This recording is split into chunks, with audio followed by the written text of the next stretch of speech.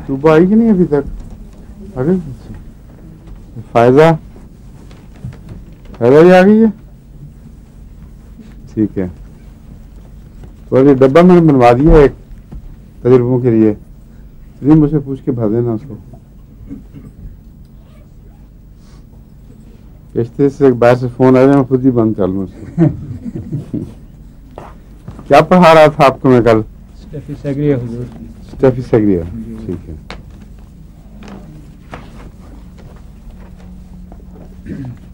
कहाँ तक? Prostate gland का, ठीक है। बता रहे थे। तो इसमें थोड़ी सी कंफ्यूजन था कि ये आपने फरमाया था सिलीशिया सीएम प्रोस्टेट ग्लैंड जो बढ़ जाए कैंसर के लिए, ये कैंसर है या वैसे अगर बढ़ कैंसर, जाए सिर्फ कैंसर, उसमें अगर वैसे बढ़ जाए तो स्टेफी उसकी सेग्रिया? बहुत सी दवाएं हैं। अच्छा, ठीक, प्रोस्टेट ग्लैंड के बढ़ने की नॉर्मल दवाएं बहुत कसरत से हैं। ठीक है जी। एक पहले मैं फार्मूला एक बनाया हुआ था, दिया करता था, चॉइस साहब रज़ीक़ुल्लाह खान साहब रज़ियल्लाहु अन्हु को बहुत फ़ायदा पहुंचा था। फिर आखिरी बीमारी में शायद दोबारा तकलीफ हुई, उससे पहले फिर नहीं हुई दोबारा। वो था सल्फर 200 बेलाडोना, जी, ये कम्बिनेशन था, और सेबल सेलोरेटा और चिमाफिला, ये मदर टिंचर में कम्बिनेशन। और उसके अलावा उसमें थूजा था, थूजा मैंने बताया आपको? हाँ, थूजा, बेलाडोना और सल्फर, इसको मैं इस तरह करता था, थूजा और सल्फर को इकट्ठा, अच्छा जी, और थूजा और बेलाडोना को इकट्ठा, और सल्फर बीच में कभी कभी हफ्ते में 1-2 दफा। और इसके साथ आर्सेनिक की भी जरूरत पेश आती थी कभी। तो ये जो थूजा और बेलाडोना का इकट्ठा इफेक्ट है, ये अगर कैंसरस ना हो ग्लैंड तो उसमें बहुत इफेक्टिव है, बहुत मुफीद है। और आर्सेनिक अमूमन अच्छा असर रखता है इस पर। अगर जिद्दी केस हो ज्यादा तो फिर फास्फोरस 30 भी इस्तेमाल करके देखा है, लेकिन फास्फोरस अमूमन उस वक्त काम आता है जब खतरनाक इलामतें हों कुछ। फास्फोरस बहुत गहरी दवा है, इसमें खतरा ये पैदा हो जाता है कि शायद कहीं कैंसरस तो नहीं डेवलपमेंट, या ऐसी बीमारी जो आहिस्ता आहिस्ता कैंसर की तरफ ले जा रही हो, उसमें फास्फोरस जरूरी हो जाता है। और मसाने में तो खासतौर पर बहुत ही अहम है फास्फोरस का किरदार। फास्फोरस एक मसाने का केस अभी तक अल्लाह के फजल से ठीक ठाक चल रहा है, 8-10 साल हो गए हैं। और एक दफा वहां से भी आया था, बंगाल से। हमारे दोस्त आए थे यहाँ, डॉक्टर ने तो 2-3 हफ्ते कहा था उनको, उसके बाद वो खुदा के फजल से 2 साल तक जिंदा रहे। फिर वो अचानक फिर दोबारा बीमारी ने हमला किया, फिर किसी दवा से काबू नहीं आई, लेकिन 2 साल अमन के मिल गए उनको। उसमें भी ज़्यादातर फास्फोरस ही इस्तेमाल हुई थी। स्टेफी सेग्रिया की जो असल सूरत है वो पेश नज़र रखें तो बाकी सब मसाइल हल हो जाएंगे, वरना बीमारी की इलामतों के ज़रिए आप अगर दवाएं तलाश करना शुरू करें तो हर किस्म की बीमारी रफ्ता रफ्ता 20-25 कम से कम 20-25 दवाओं में नुमाया दिखाई देगी। तो दवा पढ़ते हुए बीमारी का दिमाग में आ जाना बड़ा आसान रास्ता है, इंसान समझते हाँ समझ आ गई। अब जब खाली मरीज आए और बीमारियां बताए तो फिर दवा कौन सी आएगी, ये सबसे मुश्किल काम है। वहां जाके होम्योपैथी की अकल मारी जाती है, फिर ना जाता है और अच्छा बड़ा हाँ मुझे पता लग गया इस दवा के साथ ये बीमारियां मुंसलिक हैं। और जब बीमार आता है अपनी बीमारियां बताएं तो एक तो मैंने ही उसने किताब पढ़ के नहीं बताई होती, कुछ बीमारी को इधर निकल जाती है, उधर निकल जाती है, और हर दवा की पूरी इलामतें भी उसमें नहीं आ रही होती। और फिर ऐसी इलामतें हैं जो 5-5, 6-6, 7-7 दवाओं में आपको याद आने लग जाती हैं, या फिर कुछ भी नहीं याद आता। आदमी कहता है हाँ ये है तो सही बीमारी, मुझे पता कुछ थी कहाँ पड़ी थी। इसलिए बहुत ही अहम बात यह है दोनों तरफ के रास्ते को इंसान जारी करे। ایک ہوتا ہے جب انسان تعلیم حاصل کرتا ہے، پڑھتا ہے، سمجھ آ جاتی ہے بات کی، سمجھتا مجھے یاد آ گیا. ایک امتحان میں جب سوال ہوتا ہے تو پھر پتہ لگتا ہے کچھ یاد نہیں رہا. تو دونوں طرف کا رستہ سوچ سوچ کر بار بار آزمانا چاہیے. یعنی دوا سے بیماریاں تو پتہ لگ جائیں گی، بیماریوں سے دوا پتہ لگے گی کہ نہیں. اور اگر پتہ کرنا ہے تو کون کون سی تفریقی علامتیں ہیں ان پر عبور، اور جو غیر معمولی بعض ادائیں بعض بیماریوں میں ہیں ان پر عبور.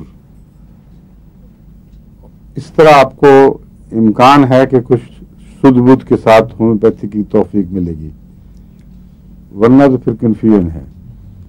اور ریپرٹری کے ذریعے دیکھ کر بعض دفعہ فائدہ ہوتا ہے، لیکن اکثر تو ریپرٹری ہر علامت کی دفعہ آپ کو 15-20 دوائیاں اور بتاتی ہے، اور دوسری علامت پہ پھر 15-20 اور دوائیں، پھر تیسری علامت پہ 15-20 اور دوائیں، ان میں سے بعض اکٹھی بعض الگ الگ، اور آخر پر جب لسٹ 50-100 تک پہنچ جائے پھر یہ معلوم کرنا کہ اصل ہے کیا. یہ بہت مشکل کام ہے، کلینکل ہے اصل سب سے زیادہ تجربہ. ایسی علامت جو آپ کو ایک دفعہ صحیح مرض کی تشخیص کی طرف لے جائے اور دوائی کے ساتھ اس کو جوڑ لیں، وہ جب بار بار سامنے آتی ہے تو آپ کو پورا اطمینان ہو جاتا ہے کہ اس موقع پر یہ دوا مفید رہے گی. ورنہ سب کوششیں اور دماغ میں کنفیوژن پیدا کرنے والی باتیں ہیں. اسٹیفیسیگریا کی پہچان بنیادی وہی ہے، مزاج سے پکڑی جائے گی. ایسا مریض جو حساس ہو، اس کو غصہ آتا ہو تو شرافت کی وجہ سے بولے نہ اور دبتا رہے، اور ایک دم اس کا غصہ پھٹتا ہے اعصاب کے اوپر، اور بیماریاں، جسمانی بیماریاں غصے کی علامتیں بن جاتی ہیں. اور اس میں ایک خاص علامت وہی مزاج کی ہے، بہت تیزی ہے، طاقت سے بہت نظر آنے والی بیماری سے بہت بڑھ کر اس میں بے چینی اور تیزی پائی جاتی ہے، اور دیکھنے میں چھوٹی علامت ہے. ایسا مریض اگر اسٹیفیسیگریا دیں گے تو اس کی تمام علامتوں میں سکون آئے گا. اگر یہ نہیں دیں گے تو دوسری دواؤں سے بھی کچھ نہ کچھ فائدہ پہنچتا رہتا ہے، لیکن وہ مریض کا علاج نہیں ہے، بعض مرضوں کا علاج ہوگا. یہ اسٹیفیسیگریا کو اتنا سمجھنا کافی ہے. پھر اس میں چاہے بلیڈر کی تکلیف ہو، پیشاب کی، دوسری ٹیومرز، جو باتیں میں آپ کو بیان کر چکا ہوں وہ ساری ذہن میں رکھنی چاہیے.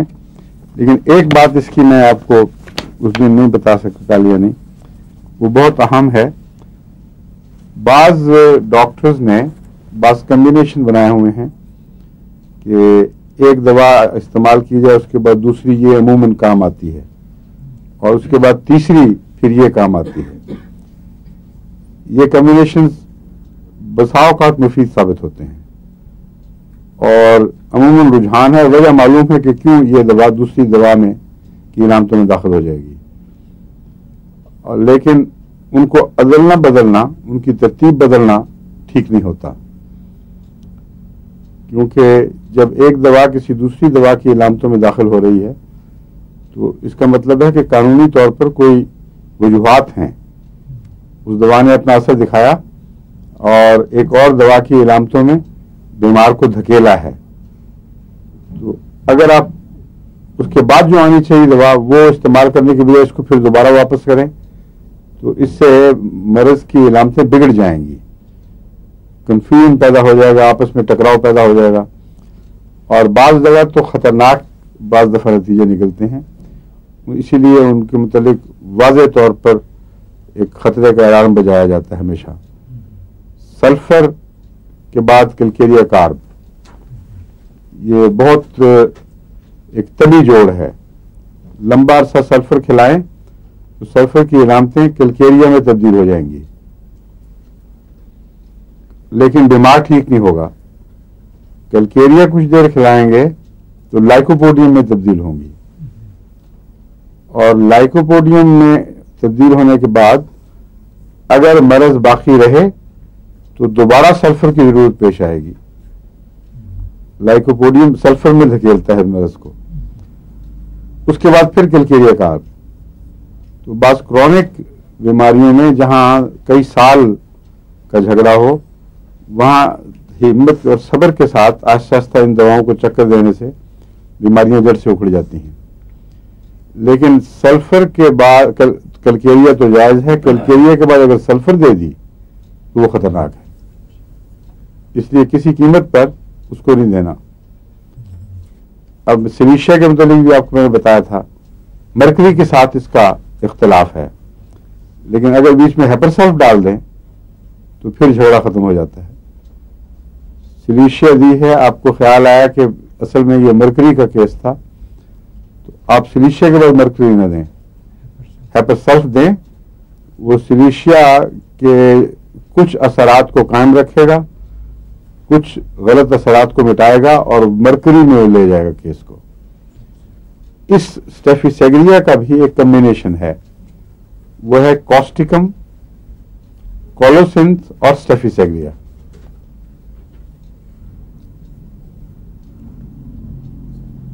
کاسٹیکم کولوسنتھ سے بہت ملتا ہے بعض باتوں میں. پیٹ کی درد میں کولوسنتھ ایک چوٹی کی دوا ہے.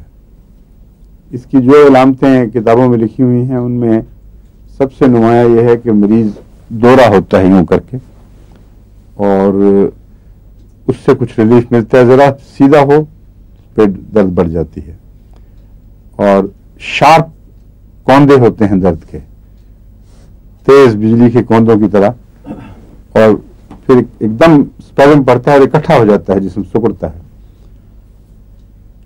کولوسنتھ غالباً تمے کو کہتے ہیں، وہ جو جنگلوں میں ریتلے سوائل میں جس کو لومی سینڈ کہتے ہیں وہاں کثرت سے یہ اگتا ہے. اور اس کی خاص علامت یہ ہے کہ بے انتہا کڑوا اور ناقابل برداشت زہریلا ٹیسٹ کے لحاظ سے. ذرا سا بھی کسی چیز میں آ جائے تو کھانا پانی سارا وہ بہت ہی خوفناک قسم کی کڑواہٹ اس میں پھیل جاتی ہے. اور اگر اس کو کاٹا جائے تو آنکھوں کے لیے آنکھوں سے پانی بہاتا ہے. اب یہ علامت عام طور پر تو یہاں نہیں ملتی، ہومیوپیتھی کتابوں میں زیادہ میں نے تو نہیں پڑھی، لیکن عربی پوئٹری میں اس کا ذکر ملتا ہے. وہ کہتے ہیں وہاں بہت ہنزل کہتے ہیں اس کو، کولوسنتھ کو. تو وہ کہتے ہیں وہ اس طرح میری آنکھوں سے تمہاری جدائی پہ آنسو بہے جس طرح میں ہنزل چیرا ہو. تو تمہیں کو اگر چیرا جائے، اور میں نے دیکھا ہے خود ہمارے احمد نگر کے، احمد نہیں جو برجی بابل کی طرف بہت ہوا کرتا تھا، جیلم میں بھیمنید کا جہاں کارخانہ ہے وہاں بھی ارد گرد کافی ملتا ہے. اس کو اگر کاٹا جائے تو اس کا دھواں ہلکا سے ایکریٹ ہوتا ہے آنکھوں کے لیے. تو وہ کچھ عربوں کو وہ زیادہ تیز ہوتا ہوگا شاید، مگر یہ دو باتیں اس میں نمایاں ہیں. اس کو کہتے ہیں تما، ہنزل عربی میں، اور انگریزی میں کولوسنتھ. کاسٹیکم میں بھی پیٹ کی تکلیفوں میں یہ علامتیں ملتی ہیں، اور اعصاب کے اوپر کاسٹیکم کا بڑا تیز کاٹنے والا اثر ہوتا ہے. اس لیے کاسٹیکم کے بعد اگر پیٹ کی درد ٹھیک نہ ہو تو کولوسنتھ اچھی ہے. لیکن دوسری علامتوں میں ہے کہ نہیں یہ مجھے علم نہیں، اور کمبینیشن یہ بتایا جاتا ہے کہ کاسٹیکم کے بعد کولوسنتھ پیٹ میں تو یقیناً فائدہ مند ہے. کولوسنتھ میں اگر پورا فائدہ نہ ہو تو پھر اسٹیفیسیگریا.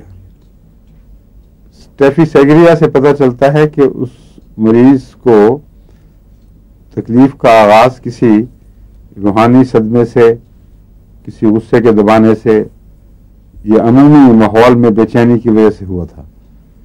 اگر یہ ہے تو کولوسنتھ کو کام کرنا چاہیے مگر نہیں کر رہا. ایسی صورت میں اسٹیفیسیگریا مفید رہتی ہے. اور ایسی صورت میں بعض دفعہ غم کے دبانے سے بھی اسٹیفیسیگریا والی عام علامتیں پیدا ہو ہوتی ہیں جو غصے سے دبانے سے پیدا ہوتی ہیں. پیٹ اور انتڑیوں کے تعلق میں یہ کام کرتی ہے. تو کمبینیشن کیا ہے؟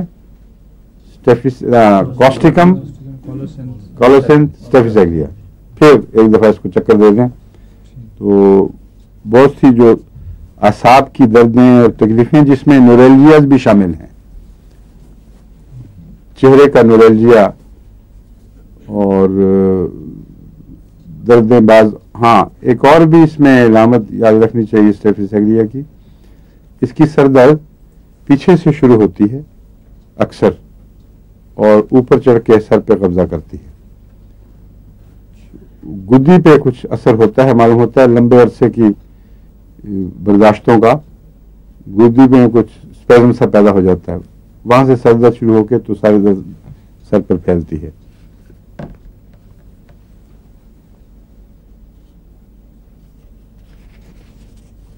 انلارج پروسٹیٹ کو بھی میں نے بتایا تھا نا، بتایا تھا آپ کو کل. ہاں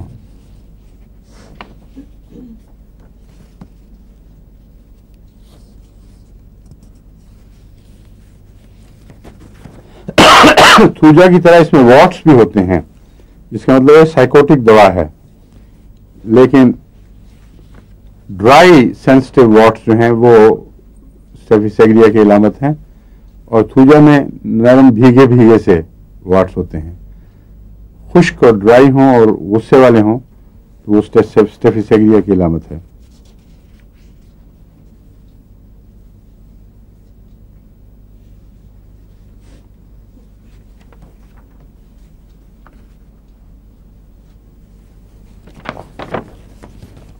عام طور پر جو ٹرمبلنگ لفظ کہتے ہیں، جیسے ٹرمبلنگ، وہ جسم میں یوں لرزے سے نظر آ جاتی ہے. لیکن ایک ہوتی ہے اندرونی ٹرمبلنگ. اس میں مریض کہتا ہے کہ مجھے اندر کپکپاہٹ محسوس ہو رہی ہے، میرا جسم اندر سے لرز رہا ہے، لیکن دیکھنے میں ہاتھ یوں ہلتا نہیں ہے.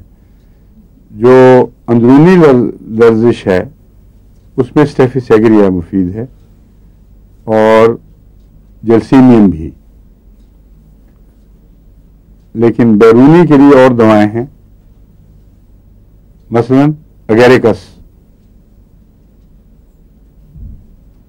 اور بھی بہت سی ہیں. میں مثال کے طور پر دی ہے. اگیریکس کا بھی نروس سے گہرا تعلق ہوتا ہے، اس لیے نروس کی بیماریوں میں جو اندرونی احساس ہے لرزش کا، کانپنے کا، اس میں اسٹیفیسیگریا یا جلسیمیم، لیکن یہ دونوں فوراً پہچانی جاتی ہیں ایک دوسرے سے الگ الگ. کس طرح پہچانے گے ڈاکٹر صاحب؟ اسٹیفیسیگریا کو جلسیمیم سے الگ کس طرح کریں گے؟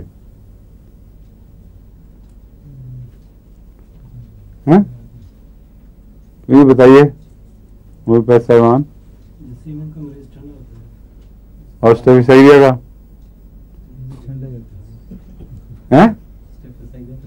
ٹھنڈا ہی ہوتا ہے یہ بھی.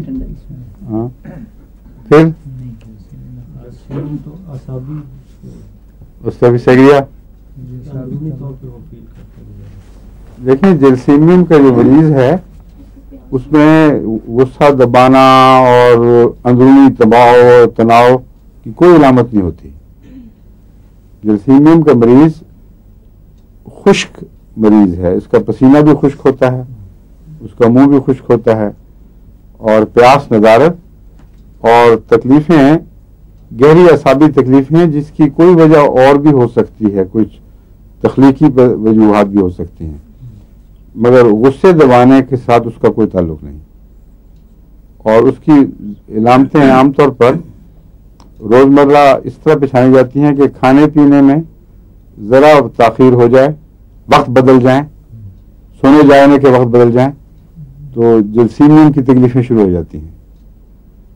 پھر جلسیمیم کا جگر سے گہرا تعلق ہے، اور جلسیمیم میں بہت کھلا بغیر رنگ کے پیشاب آتا ہے، اور جگر کی علامتیں موجود ہوتی ہیں. پھر بھی جلسیمیم میں ہلکی زردی زبان کے نیچے بھی آ جاتی ہے، آنکھوں میں بھی آ جاتی ہے، مگر پیشاب میں کھلا زرد رنگ نہیں آتا، جس کا مطلب ہے کہ گردے جو تیزابی یا گندے مادے ہیں ان کو پوری طرح نکال نہیں رہے.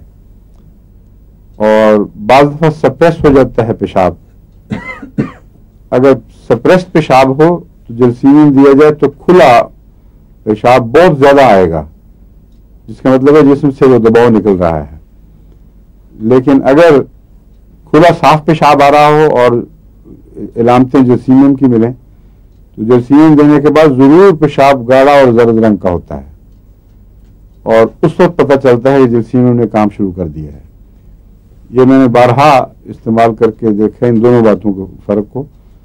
لکھا یہ ہے کہ کوپیس لارج واٹری یورین، لیکن وہ جو کوپیس لارج واٹری یورین ہے اس میں اگر آپ جلسین دیں گے تو کچھ عرصے کے بعد اس کا رنگ بدلے گا، وہ کم ہوگا اور جسم میں سے کچھ زہریلے مادے نکالنے لگ جائے گا. اور یا پھر اس کو دینے کے بعد کوپیس آتا ہے. پہلے خشکی ہے، یہ کمی ہے، جلسین کام کرے گی تو پھر کوپیس یورین بعد میں آنا شروع ہوتا ہے. اور یہ اسٹیفس ایگریا اس کے ساتھ یہ علامتیں نہیں ملتی، بالکل الگ ہی کوئی مضمون ہے اسٹیفس ایگریا کا. اور میں نے آپ کو کیا پڑھایا تھا؟ اسٹیمن دی بتایا تھا، سلفورک ایسڈ سلفورک پڑھا دیا جی. ہاں ہاں ہاں ہاں اسٹیفس ایگریا میں ہر چیز پائی جاتی ہے. جگر، ہاں بالکل. یہ جو غصہ دبانا ہے اس کا تمام جسم کے غدودوں سے تعلق ہوتا ہے. اعصاب اور غدودوں پر اس کا لازماً اثر پڑتا ہے اور ان کے ڈسچارجز کے اوپر اس کا اثر پڑ جاتا ہے. اس لیے جگر کی علامتیں بھی اس میں ملیں گی، کڈنیز کی علامتیں بہت ملتی ہیں اسٹیفس ایگریا میں. پروسٹیٹ کا بھی میں بتایا ہے آپ کو. تو در حقیقت اس کی تصویر میں جسم کے تمام غدود شامل ہو جاتے ہیں.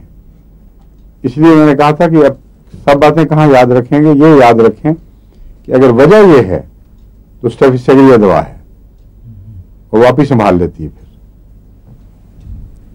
سلفورک ایسڈ بتا دیا تھا آپ کو سارا. میں نے کہا تھا سلفورک ایسڈ کے ساتھ کچھ اور ایسڈ بھی بتاؤں گا، مختصراً ضروری ہے ان کا ذکر.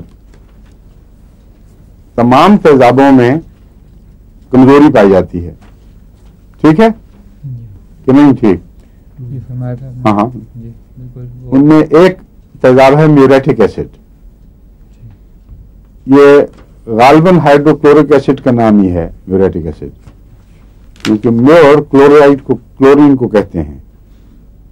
نیٹرم میور کا مطلب ہے سوڈیم کلورائڈ. تو میوریٹک ایسڈ عام تو یہ اس کا HCl کا ہی ہوگا، کیونکہ اور مجھے کہیں نام ملا نہیں. کیوں جی آپ کی کتابوں میں لکھا ہوا ہے اس کا فارمولا؟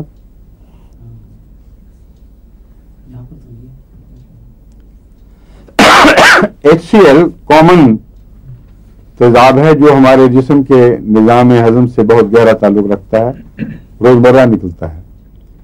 لیکن میوریٹک ایسڈ کی جو تصویر ہومیوپیتھس نے کھینچی ہوئی ہے وہ ایسی ہے کہ جب تک کوئی موت کا مریض دکھائی نہ دے میوریٹک ایسڈ یاد ہی نہیں آتا کسی کو. اور میوریٹک ایسڈ کی ایسی خوفناک تصویر کھینچی ہوئی ہے کہ ایسا مریض جس اعصاب یعنی عضلات مکمل جواب دے جائیں، اس کا سر بستر سے ڈھلک جائے اور جبڑے کھل کے نیچے لگ جائیں اور موت میں چند سانس باقی رہتے ہوں اور کسی قیمت میں بھی اس میں کوئی جان نہ پڑے. اس کو کہتے ہیں یہ میوریٹک ایسڈ کا کیس ہے. اور عام طور پر ہم پہ سوچتے نہیں کہ میوریٹک ایسڈ روزمرہ کا HCl ہی ہے، اور ہر روز ہمیں اس سے واسطہ پڑتا ہے، ہر روز اس کی زیادتی بھی ہوتی ہے، کمی بھی ہوتی ہے. میوریٹک ایسڈ کا وہ کیس جو ہے یہ تو بہت بعد کی بات ہے.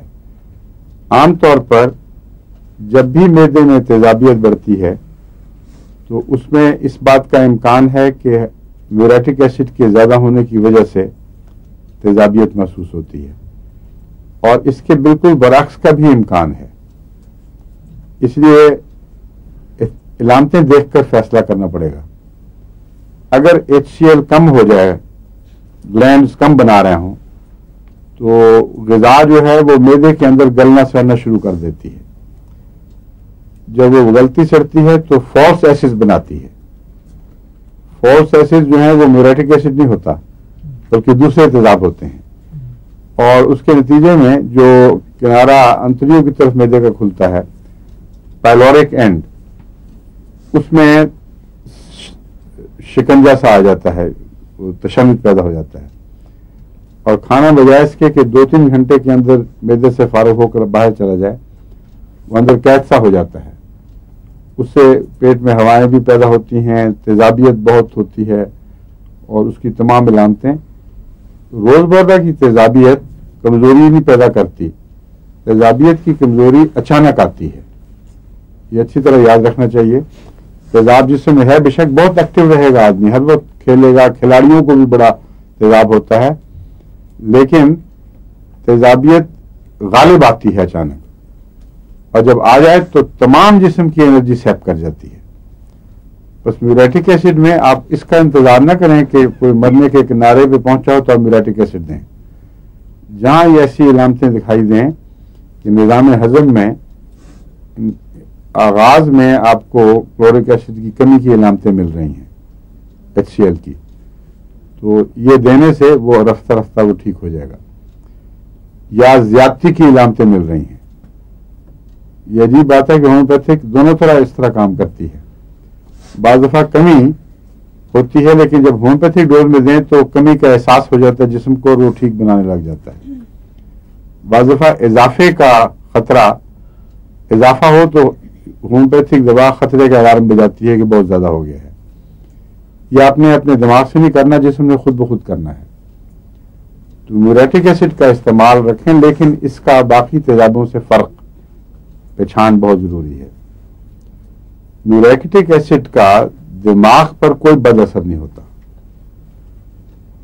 جتنا مرضی تیزابی اثر اعصاب اور عضلات پر ظاہر ہو جائے، دماغ صاف اور ٹھیک رہتا ہے، لیکن ایسڈ فاس اس کے بالکل برعکس اثر دکھاتا ہے.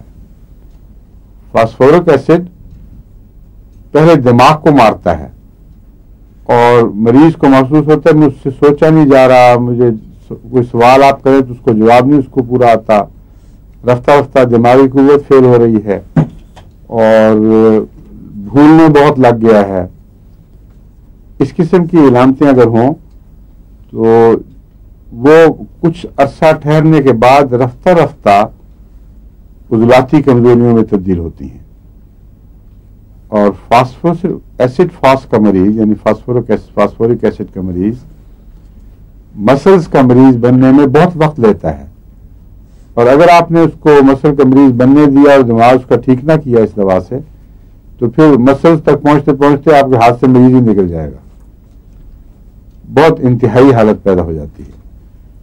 میوریٹک ایسڈ کے مریض کو سنبھالنا نسبتاً بہت زیادہ آسان ہے، کیونکہ اگر اس کی موت کے وقت بھی یہ علامتیں ظاہر ہوں اور یہ پتہ ہو کہ دماغ صحیح ہے اور جو نفسیاتی کیفیات ہیں ان پر بد اثر کوئی نہیں ہے، تو 1-2 خوراکیں اس کو ٹھیک کر دیتی ہیں. کیونکہ ایسڈ کی ڈیبلٹی جتنی خطرناک ہو اتنی ہی جلدی چھوڑ بھی دیتی ہے، کہ کوئی لمبا گہرا اثر نہیں چھوڑتی. اور یہی حالت سلفورک ایسڈ کا بھی ہے.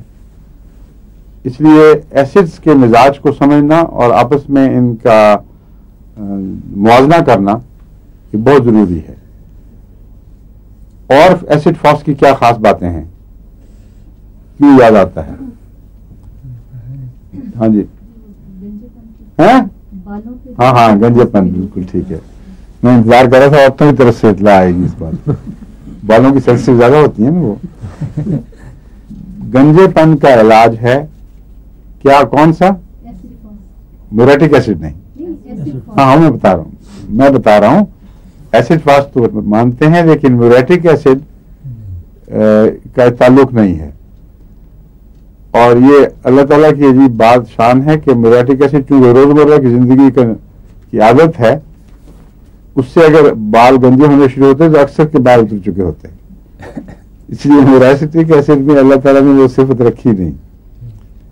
سمجھے؟ جتنا مرضی ایسڈ زیادہ ہو بال نہیں جھڑیں گے. مگر ایسڈ فاس کا دماغ سے تعلق ہے اور سر سے بھی ہے. یہ کیوں ہوتا ہے اللہ بہتر جانتا ہے، مگر ہمیں نظر آ رہا ہے کہ دونوں کے قرب و جوار کے اثرات ہیں. دماغ کمزور ہو رہا ہے، ساتھ ہی جلد کے اوپر بھی کمزوری ظاہر ہوتی ہے. اس سے بعض دفعہ وہ سیکری بھی آ جاتی ہے، مگر یہ بغیر سیکری کے بھی بال بہت جھڑنے لگ جاتے ہیں. میوریٹک ایسڈ میں یہ نہیں ہے، لیکن میور جو ہے ایلیمنٹ، اس میں یہ بات موجود ہے. یعنی کس چیز میں؟ کلورائڈ. کلورائن کی مختلف شکلیں ہیں، ان میں یہ موجود ہے، لیکن شاید کمبینیشن کی وجہ سے دھوکہ لگ جاتا ہے. ہو سکتا ہے کلورین کی صفت نہ ہی ہو. میں اس لیے کہہ رہا ہوں کہ سوڈیم کلورائڈ میں ہے، تو ہو سکتا ہے اس میں سوڈیم کا ایلیمنٹ ہو اس کا ذمہ دار، لیکن سوڈیم کا ایلیمنٹ دوسری جگہوں میں یہ بات نہیں دکھاتا، اس کمبینیشن میں دکھاتا ہے. نیٹرم میور سوڈیم کلورائڈ، اس کا بالوں سے بہت تعلق ہے اور میوریٹک ایسڈ کا نہیں ہے.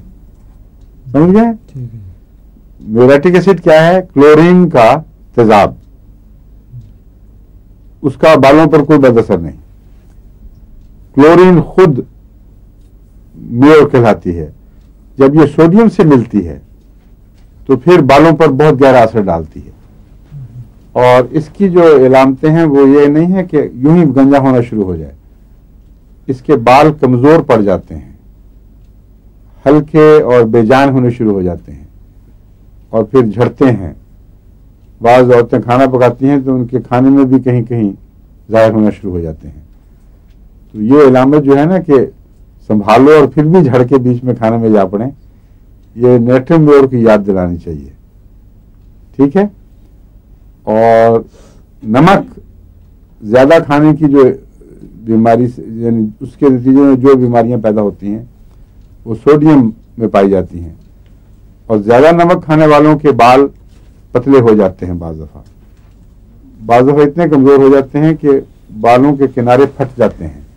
یہ خاص علامت ہے. ایسڈ فاس میں یہ ایسی چیزیں نہیں ہیں، مگر بالوں پر گہرا اثر ڈالتی ہے. بس اگر دماغی علامتیں بھی ہوں ایسڈ فاس والی اور بال بھی جھڑ رہے ہوں تو پھر یہ بالوں کی دوا ہے، ورنہ بال جھڑنے کی بہت دوائیں ہیں. خالی ایسڈ فاس دیتے رہیں کوئی فرق نہیں پڑے گا. ایسڈ فاس کا دوسرا اثر ذیابیطس پر ہے. اگر ایسا مریض ہو جس کے دماغ میں فیک کی ٹینڈنسی ہو اور ذہن پر رفتہ رفتہ بڑھنے والی کمزوری کی علامتیں ظاہر ہو رہی ہوں اور ساتھ اس کو ذیابیطس بھی ہو، تو اس جگہ بعض دفعہ ایسڈ فاس ذیابیطس میں کیوریٹو بن جاتے ہیں. ایک زیادہ تو نہیں مگر 2-3 کیسز میں تو مجھے یاد ہے کہ میں پہلے دوسرا جو روٹین کا نسخہ دیا کرتا تھا اس سے کوئی فائدہ نہیں ہوا، لیکن ایسڈ فاس کی علامتیں نظر آئیں. جب دیا تو اس سے باقاعدہ بیماری نے پیچھے ہی چھوڑ دیا. تو ذیابیطس میں علاج مشکل تو ہے لیکن ہے صحیح. اگر صحیح تشخیص ہو تو بہت سی ایسی دوائیں ہیں جو ذیابیطس میں کام آتی ہیں، مگر روزمرہ کی ریپرٹیز میں نہیں ملتی اور روزمرہ کے ذکر میں نہیں ان کا نام شمار نہیں ہوتا. مگر بیماری ایسی ہے جو شفایاب ہو، جس سے شفا ہو سکتی ہے، جس بیماری سے نجات مل سکتی ہے، شفا ہو سکتی ہے. مشکل صرف یہ ہے کہ اس بیماری کو صرف پینکریاس کی بیماری سمجھا گیا ہے، حالانکہ پینکریاس کی بیماری صرف نہیں، ایک تو پینکریاس کی بیماری کی بھی بہت سی قسمیں ہیں. شوگر جسم میں انسولین موجود بھی ہو تب بھی لوگوں کو ڈائبٹیز ہو جاتی ہے. اور بعض دفعہ بیماری کی قسم یہ ہوتی ہے کہ وہ انسولین جذب نہیں ہوتی خلیوں میں، اور جو اس کو کام دکھانا ہے وہ نہیں دکھاتی، اس کے خلاف رد عمل پیدا ہو جاتا ہے. اور یہ جو کیا کہتے ہیں اس کو، auto immune system, auto immune system بہت حد تک ذیابیطس کا ذمہ دار ہو جاتا ہے. اگر وہ غم کا اثر ہو، اس میں آہستہ آہستہ بریک ڈاؤن ہوا ہو، ایسڈ فاس چوٹی کی دوا ہے. اس کا یہ میں نہیں جانتا کہ اثر پینکریاس پہ کیا ہوتا ہے، لیکن اگر اس قسم کی ذیابیطس ہو تو اس میں بہت مفید ہے. اور فاسفورس کا ایسڈ فاس سے کیا فرق ہے مزاج اور عادتوں کے لحاظ سے؟ کیوں نہیں پتا کچھ؟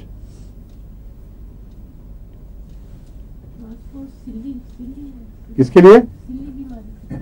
ایک اور بات یاد رکھیں، یہ جتنے تیزاب ہیں یہ خون پر اثر ڈالتے ہیں، اور اگر ان کا صحیح وقت پر علاج نہ ہو تو بلڈ کو بریک ڈاؤن کر دیتے ہیں، اور اس صورت میں پھر بیماری کا کنٹرول مشکل ہو جاتا ہے. لیکن خوبی ان میں یہ ہے کہ پہلے اپنی موجودگی کا احساس اعصاب کے ذریعے دلا دیتے ہیں. تمام ایسڈز کو نروز محسوس کرتی ہیں، اور ان کا جو رد عمل ہے وہ آپ کو وقت کے اوپر وارننگ دے دیتا ہے. اگر زیادہ دیر آپ نے توجہ نہ دی اور ایسڈ کا کوئی کیس ہوا جس سے علاج ہونا چاہیے تو پھر یہ خون کے اندر گہرے اثرات کرتا ہے. ایسڈ فاس بھی بلڈ بریک ڈاؤن کر دیتا ہے، اور فاسفورس جو ہے وہ اس کی نسبت بہت زیادہ گہرا اور مختلف حصوں پر اثر کرنے والا ہے. ایسڈ فاس میں نے بتایا نا، کھٹاس سے جو چیزیں پیدا ہوتی ہیں، سر کی جلد ہوئی، دماغ کا کنفیوژن ہوا، بلڈ کا بعض ایسی بیماریاں جیسے ٹائیفائڈ کی لو سٹیٹ کی بیماریاں ہوتی ہیں، ان میں بھی ایسڈ فاس کام آ جاتا ہے، ذیابیطس میں کام آ جاتا ہے. لیکن فاسفورس بہت گہرا ہے. فاسفورس تو زندگی کی سب سے خطرناک گہری بیماریوں سے تعلق رکھنے والی دوا ہے، جس میں کینسر کئی قسم کے شامل ہیں. ان میں بعض اور ایسی بیماریاں ہیں جن کا نام آپ کینسر نہ بھی رکھیں لیکن وہ بہت گہرا اتر جاتی ہیں زندگی میں. فاسفورس کا ایک استعمال بہت اہم ہے جس کو کم کیا گیا ہے، اور اگر کارڈیالوجسٹ فاسفورس پر نظر رکھیں تو بعض ایسے دل کے مریض جو عام حالات میں شفا نہیں پا سکتے، ان کے علاج میں کوئی ایسی دوائی نہیں ہے، فاسفورس میں وہ شفا پا جاتے ہیں اللہ کے فضل سے. فاسفورس کا مجھے یاد نہیں میں نے آپ سے ذکر کیا تھا کہ نہیں، لیکن ایسڈ فاس کا ذکر میں مجھے اب یاد آ رہا ہے. فاسفورس کی علامت یہ ہے کہ دل بڑھ جاتا ہے، اور دل کے جو عضلات ہیں ان میں کمزوری واقع ہو جاتی ہے، اور اس کے نتیجے میں ایک علامت تو یہ ہے کہ بائیں کروٹ آدمی نہیں لیٹ سکتا، دائیں کروٹ نسبتاً سکون ملتا ہے، اور تھوڑی سی حرکت سے یا ایکسائٹمنٹ سے پیلپیٹیشن بہت ہو جاتی ہے. ایک پیلپیٹیشن ہوتی ہے جس کا تعلق جسمانی حرکت سے ہے، ایک پیلپیٹیشن ہے جس کا تعلق ذہن کی ایکسائٹمنٹ سے ہے. بعض مریضوں میں دونوں دکھائی دیں گی، لیکن بعض مریض ایسے ہیں دل کے جب تک جسمانی حرکت نہ ہو پیلپیٹیشن نہیں ہوتی، آرام سے پڑے رہے تو ٹھیک ہے. سورائنم ان میں سے ہے. سورائنم کا بھی دل سے گہرا تعلق ہے، لیکن سورائنم کی جو بیماری ہے اس کا جسمانی حرکت سے تعلق ہے، اور آرام کرے آدمی تو تھوڑی دیر میں ریلیکس ہو کے ٹھیک ہو جاتا ہے. فاسفورس کا تعلق مینٹل ایکسائٹمنٹ سے ہے. اس لیے بعض دفعہ ایسے مریض اور مریضہ کو ڈاکٹر ایڈوائز کرتے ہیں کہ تم اپنے تعلقات، ازدواجی تعلقات بھی منقطع کر لو، کیونکہ اس کی بھی برداشت نہیں، کوئی ایکسائٹمنٹ ہو وہ دل پر برا اثر ڈالتی ہے، اور دل واقعتاً پھیلا ہوا بھی ہوتا ہے، مسل اس کے ریلیکس ہو کے بڑے ہو جاتے ہیں، اور فاسفورس اللہ کے فضل سے اس کو ٹھیک کر لیتا ہے. یعنی کوئی فرضی بات نہیں، حقیقی بات ہے. ایسے مریض کو آپ فاسفورس پہ رکھیں، چند مہینے کے اندر اندر اس کی کیا پلٹ جاتی ہے. تو فاسفورس ایک ایسی دوا ہے جس کو مختلف کی گہری بیماریوں میں پیش نظر رکھنا چاہیے، مگر اگر اس کی پہچان جلدی ہو جائے تو بہت سی مصیبتوں سے نجات ملتی ہے. فاسفورس کا ایک کیس ہے جس کا نزلے سے اور لنگ سے تعلق ہے. ایک ایسا مریض جس کو کسی دوسری دوا سے فائدہ نہیں ہوتا تھا دمے میں، فاسفورس سے اللہ کے فضل سے اس کو غیر معمولی شفا ہوگی. بعد میں اگر ہوئے حملے تو بہت کم, لیکن کار پلٹ گئی اس کی خاص علامتیں یہ ہیں کہ فاسفورس میں نزلہ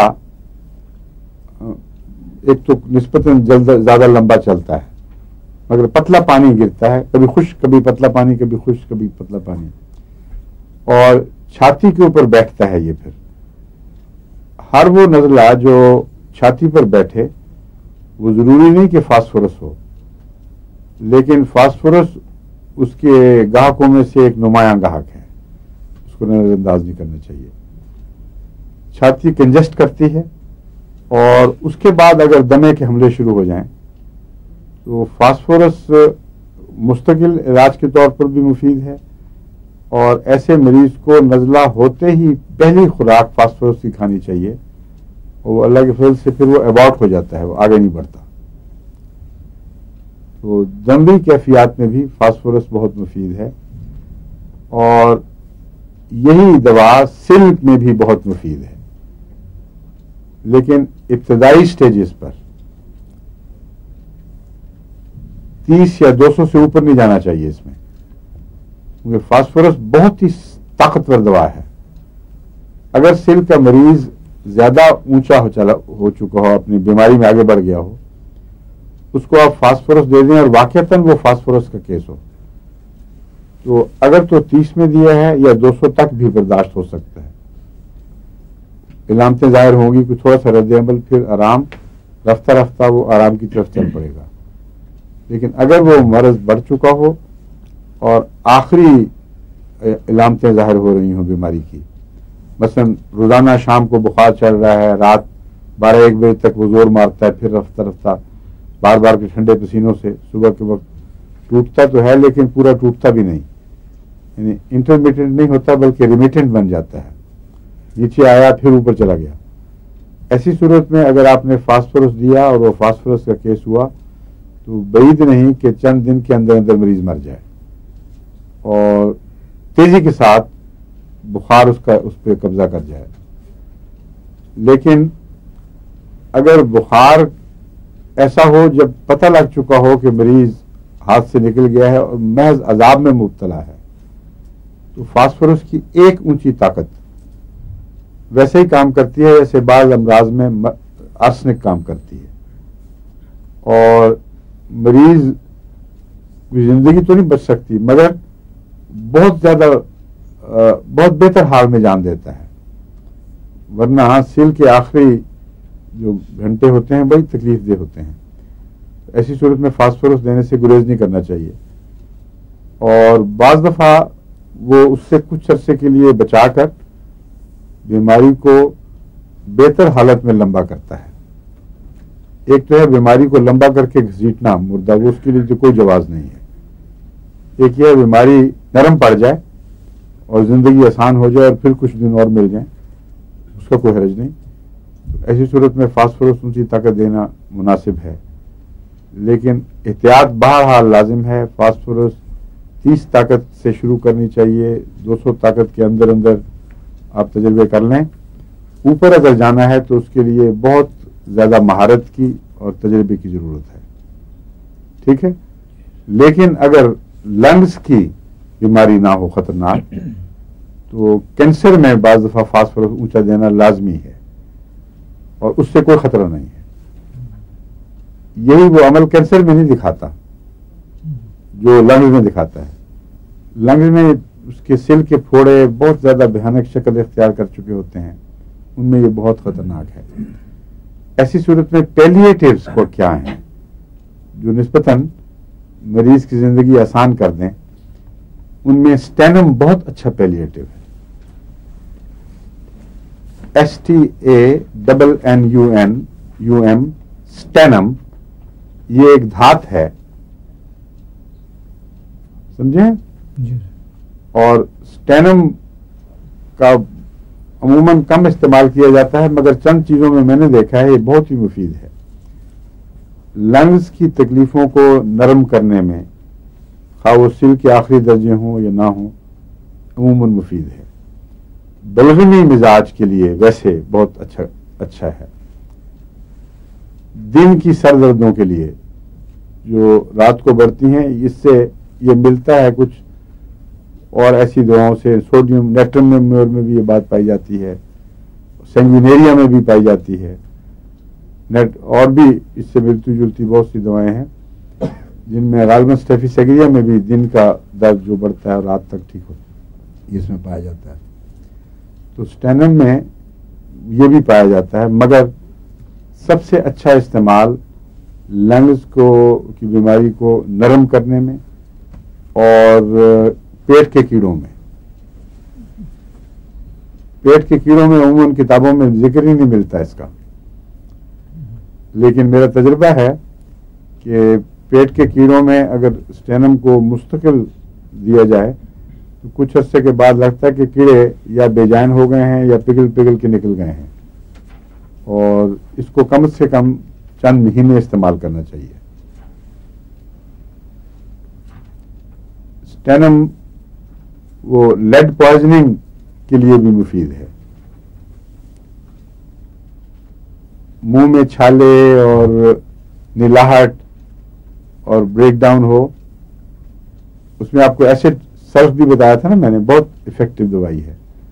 لیکن اسٹینم بھی اچھی ہے، لیکن یہ عموماً لیڈ پوائزننگ کے مقابل پر استعمال ہوتی ہے. اسٹینم جانتے ہیں کیا ہوتی ہے؟ کیوں وہ بشر کیا فارمولا ہے اسٹینم کا؟ اس کا نام کیا ہے؟ وہ کیمیکل ٹیکنیکل نیم کیا ہے؟ اسٹینم ہی ہے. ایس ٹی استعمال ہوتا ہے نا، ایس ٹی این یا سمبل میں جی ایس ٹی این استعمال ہوتا ہے نا اس کا. خیال ہے صحیح طرح.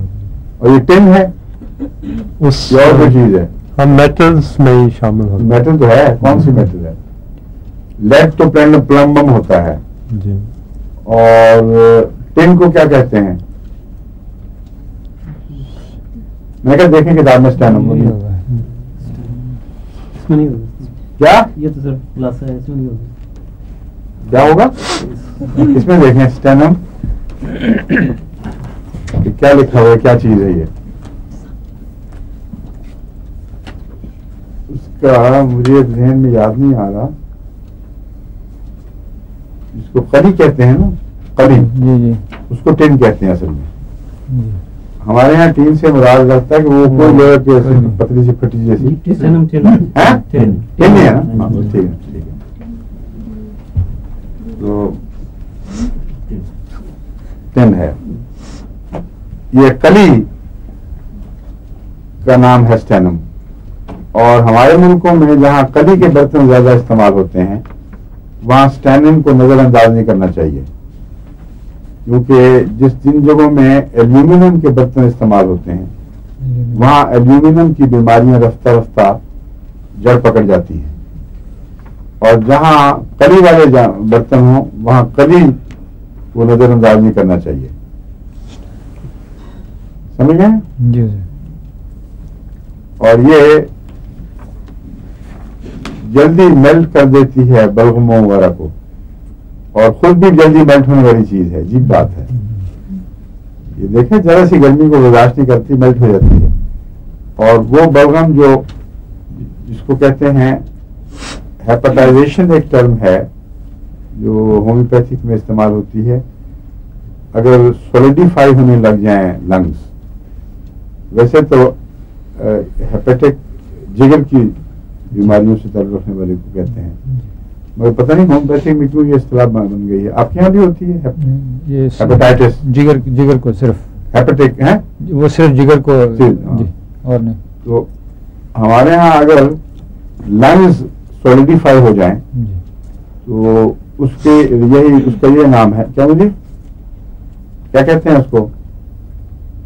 سلفر جہاں ضرورت پڑتی ہے، یا بعض دفعہ لائکوپوڈیم میں بھی لنگز جو لگتا ہے کہ بھاری ہو کے اس میں ورم، ہلکی ورم نہیں بلکہ سختی پائی جائے، بعض اس سے جواب دے جائیں، لکڑی کی طرح ہونے شروع ہو جائیں. تو اس کو ہیپاٹائٹس تو نہیں مگر اس سے ملتا جلتا کوئی نام ہے ہومیوپیتھک میں اس کو کہتے ہیں. کیوں جی دیکھیں کیا ہے اس کی اصطلاح.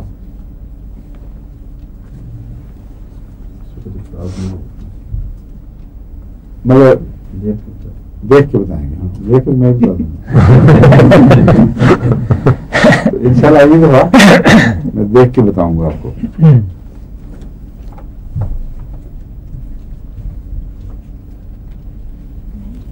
اچھا اسٹینم پھر اب باقی بھی دیکھ ہی لیتے ہیں چلیں. ہاں میں نے آپ کو کہا تھا نا کہ اسٹینم صبح بڑھتی ہے زیادہ دیر, رات کو آہستہ آہستہ کم ہو جاتی ہے. کہتا ہے the pain sometimes begins with sunrise, increases until noon and gradually diminishes and ceases with sunset. یہ اسٹینم کی خاص علامت ہے. دوسرے وقتوں میں بھی ہو سکتی ہے مگر عموماً اس کے اندر یہ بات پائی جاتی ہے. سن ہیڈکس میں کون کون سی دوائیں میں نے آپ کو بتائی تھی؟ نیٹرمور ہے, لونائن ہے, اور نہیں اور کون سی ہے؟ ہاں ایک اور بھی بتائی تھی. کیا؟ ہاں سیمینیریا. سیمینیریا اور اسٹینم بھی ان میں ہے. ایک اور دوا ہے جو کسی کو یاد ہے, کالمیا. کالمیا بھی دل پر اثر رکھنے والی دوا ہے, لیکن کالمیا کی ایک پہچان یہ ہے, عام طور پر میں نے آپ کو بتایا مثلا فاسفورس ہے, اگر دل کی تکلیف ہے تو بائیں طرف نہیں لیٹا جاتا, بڑھتی ہے تکلیف, اور عموماً یہی ہونا چاہیے. لیکن بعض دواؤں میں اس کے برعکس ہوتا ہے. کالمیا کی دل کی تکلیفیں بائیں طرف کی بجائے دائیں طرف محسوس ہوتی ہیں, اور دائیں کروٹ اس کے لیے ناممکن ہے لیٹنا. اور کالمیا کی تکلیفیں صبح سے لے کر رات تک بڑھتی ہیں, سن سیٹ تک, اور رات کی بجائے دن کو بڑھنا جو ہے یہ عام طور پر متوقع نہیں ہوتا. دل کے مریض رات کو زیادہ بے چین ہو جاتے ہیں, اور اس کا حرکت سے تعلق نہیں ہے. اگر حرکت سے ہو پھر تو سمجھ آ جاتی ہے نا کہ مثلا برائمیا ہے, حرکت کے نتیجے میں بڑھتی ہے. اس کا سورج سے کوئی تعلق ہے. بس کالمیا کی سر درد رائٹ سائڈڈ ہوگی اور دن کو بڑھے گی اور رات تک بڑھے گی. ایک اور دوا بھی ہے اس میں رائٹ سائڈڈ درد کے بڑھنے میں, نہیں, سلیشیا, میکفاس, سلیشیا, کالمیا, رائٹ سائڈڈ, اور آرسنک رائٹ سائڈڈ بھی ہو سکتی ہے. اسٹیفیسیگریا, سینگوینیریا میں لیفٹ سائڈڈ زیادہ ہوتا ہے, رائٹ سائڈ, ہاں رائٹ سائڈ. اس کے برعکس لیفٹ سائڈ اسپائجیریا ہے سینگوینیریا کے برعکس. لیکن سینگوینیریا میں خون کا رجحان زیادہ ہے, وہ پیلش اور کمزور نروس کے لیے نہیں ہے. اس میں کچھ تیزی اور جوش پایا جاتا ہے. یہ جو دوائیں ہیں میکفاس وغیرہ یہ ساری, یہ اعصاب کے ساتھ زیادہ تعلق رکھتی ہیں اور ان میں کوئی خون کی تیزی دکھائی نہیں دیتی. حضور یہ کہہ رہے تھے نا فارمولا ایس این ہے اس کا, S N, S N Steinem, ہاں سمبل فارمولا نہیں, جی جی سمبل. جی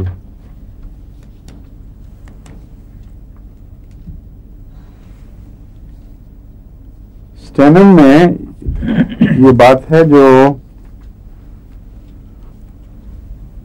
خاص طور پر اس پہلو سے بھی دواؤں کی طرف متوجہ کرتی ہے.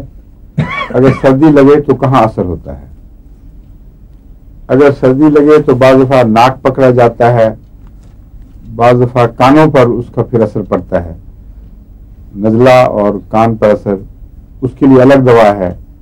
چھاتی پر اثر پڑے تو میں نے فاسفورس بتایا آپ کو. گردوں پر اثر پڑے اگر تو پھر کیا ہے؟ میڈورائنم. اور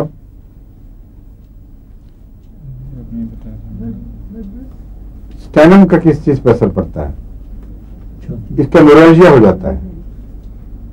چھاتی پر نہیں, چھاتی میں تو اگر بیماری دوسری موجود ہے تو یہ اس کو ذرا نرم کر دیتی ہے. اسٹینم کا اعصاب پر حملہ ہوتا ہے, اور اسٹیفیسیگریا کا بھی اعصاب پر ہوتا ہے, تو یہ ملتی جلتی ہیں اس پہلو سے. اسٹیفیسیگریا کا گردے پر بھی اثر ہوتا ہے, کیونکہ وہ عموماً اعصاب جواب دیں تو کسی کمزور حصے پر زور ٹوٹ جاتا ہے.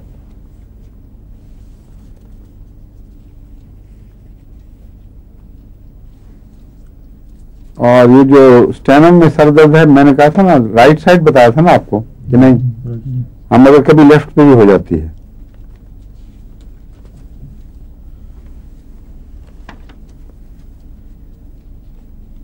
بعض دفعہ بولنے سے کمزوری کا ٹکلش کاف شروع ہو جاتی ہے, جیسے فاسفورس سے ہوتی ہے. پچھلے دنوں جب مجھے نیزہ زیادہ رہا ہے تو مجھے فاسفورس کھانی پڑتی تھی. اگر بعض دقت ہو جائے تو فاسفورس کھانے سے کافی فرق پڑ جاتا تھا, اور جب تک مکمل شفا نہ ہو جائے فاسفورس کی ضرورت رہتی ہے. ابھی بھی میں آنے سے پہلے فاسفورس کی خوراک کھا کے آیا تھا تو کافی مجھے فرق لگ رہا ہے اس سے. لیکن اسٹینم میں چھاتی میں کمزوری ہوتی ہے, بولنے سے لگتا ہے اندر سے چھاتی جواب دے گئی ہے. یہ ٹپیکل اسٹینم کی علامت ہے.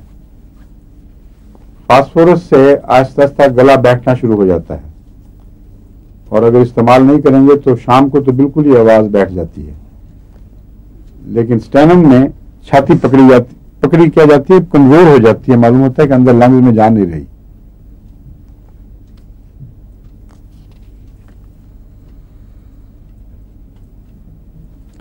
اور گلے میں بھی ہورسنس ہوتی ہے ضرور, لیکن وہ گلے کی مقامی ہورسنس نہیں, وہ چھاتی کی کمزوری سے بولنے کی طاقت میں کمی آ جاتی ہے.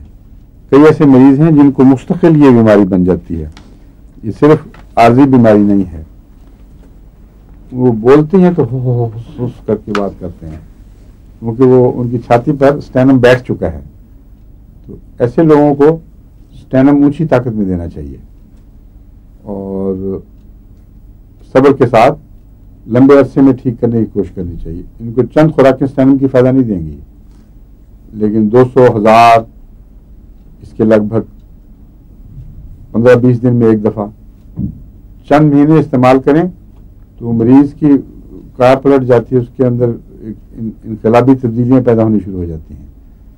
تو وہ دوائیں جو لمبا اثر دکھانے والی ہوں یا لمبی بیماریاں پیچھے چھوڑ جائیں, ان کا علاج ہمیشہ آہستہ کرنا چاہیے, اونچی طاقت سے اور آہستہ. لیکن جو لنگز وغیرہ کی بیماریاں ہیں ان میں اونچی طاقت سے پرہیز ضروری ہے, کیونکہ وہاں رد عمل بعض دفعہ بہت زیادہ سخت ہو جاتا ہے. اور میں نے آپ کو آج کیا ٹوبرکلوزم بتا دیا آپ کو, فائٹولاکا, جی فائٹولاکا کی خاص باتیں کیا تھیں یاد ہیں آپ کو؟ بہت دلچسپ چیز ہے یہ. خاص باتیں بعض ایسی ہیں یاد رکھنی چاہیے آپ کو.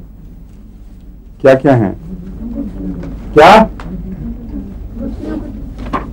گٹھلیوں کے لیے, ہاں چھاتیوں کے لیے, گٹھلیوں کے لیے عورتوں کی بہترین دوا سمجھی جاتی ہے. اور ناک کے کینسر کے لیے چند دوائیں ہیں صرف جن میں ذکر ہوتا ہے. اور موٹاپے کے لیے فائٹولاکا بیری اچھی ہے. فائٹولاکا عام جو ہے یہ اس کے متعلق غلط فہمی ہے بعض لوگوں میں کہ اس سے موٹا ہو گیا مریض, لیکن جن کیسز میں نے دیکھا ہے موٹاپے کی شکایت آئی ہے ان کے گلینڈز خراب تھے, ان کی چھاتی کے اندر گہری تکلیف تھی یا گلے کے گلینڈ کرونک خراب تھے, وہ گلینڈ ٹھیک ہوئے ہیں تو نارمل صحت ہوئی ہے, اس لیے اسے موٹاپا نہیں ہوتا. اس لیے پتلے آدمی کو اگر اس کے گلینڈز کا خطرہ ہو کہ اس کے گلینڈولر تکلیفیں ہیں, اس کو فائٹولاکا دینے سے جسم ٹھیک ہو جائے گا. اگر موٹاپے کی ٹینڈنسی ہے تو ہاں پھر کیا دیتے ہیں؟ فائٹولاکا بیری. بیری بہت اچھی ہے, لیکن فیوکس نہ دینا, کیونکہ فیوکس دل کو لے بیٹھتی ہے. یہ وقتی طور پر تماشا دکھانے کے لیے جو ہومیوپیتھ کہتے ہیں نا کہ دیکھو کتنی جلدی ٹھیک ہوا، وہ جتنی جلدی ٹھیک ہو اتنی جلدی مر بھی جاتا ہے بعض دفعہ، کیونکہ دل کو بعض دفعہ مستقل روگ لگا دیتی ہے فیوکس. شاذ کے طور پر ڈاکٹری نگرانی میں احتیاط کے ساتھ بے شک استعمال کریں جبکہ موٹاپا قابو نہ آ رہا ہو، ورنہ موٹاپے کی بہت ساری دوائیں ایسی ہیں جو کامیاب ہیں، اور ان میں گریفائٹس بھی ہے. اور کون کون سی دوائیں ہیں؟ کلکیریا کارب خاص قسم کا موٹاپا ہے، اور پیٹ بڑا ہوا، سر پہ پسینہ، سر بڑا ہوا اس پہ پسینہ زیادہ، ٹپکل کلکیریا کا پیشنٹ ہو، میدا بریک ڈاؤن ہو، ایسڈ زیادہ پیدا ہوتا ہو. لیکن اور دوائیں کون سی ہیں موٹاپے کی؟ جی پسٹیلا بھی ٹھیک ہے، مگر اب وقت ختم ہو گیا، پھر صحیح انشاءاللہ. ہاں جی فائٹومیتھوبیری کی چند ڈوسز لی ہیں تو ان کے چہرے پہ بہت دانے نکلنے لگے، حالانکہ وہ کہتی ہے کہ ٹین ایج میں بھی نہیں تھے کبھی نکلے. اچھی وہ شکر کرنے نکلا ہے. اس کا مطلب ہے کہ ان کے اندر انفیکشن کا مادہ موجود تھا، اور اندرونی طور پر وہی گلینڈز میں کوئی ایسی تکلیف ہوگی کوئی جس کی وجہ سے ان کے جسم میں جو میٹابولزم ہے وہ خراب ہوا ہوا تھا. جب میٹابولزم ٹھیک ہوگا تو ریڈ لیول نارمل ہوتے ہیں، اور اسکن کے اوپر ان ذرات کا جو پھوڑے بناتے ہیں ان کا باہر نکلنا اور پسٹولز بن جانا کوئی بعید بات نہیں، کوئی نقصان نہیں ہے. ٹھیک ہے، نہیں یہی لیں، اللہ کا کھاتے رہیں. اگر مہینہ بھر لینے کے باوجود بیماری بڑھتی رہے اور کم نہ ہو پھر سلیشیا کی ضرورت پیش آئے گی، وہ بھی 30 میں. ٹھیک ہے، اچھا السلام علیکم، خدا حافظ.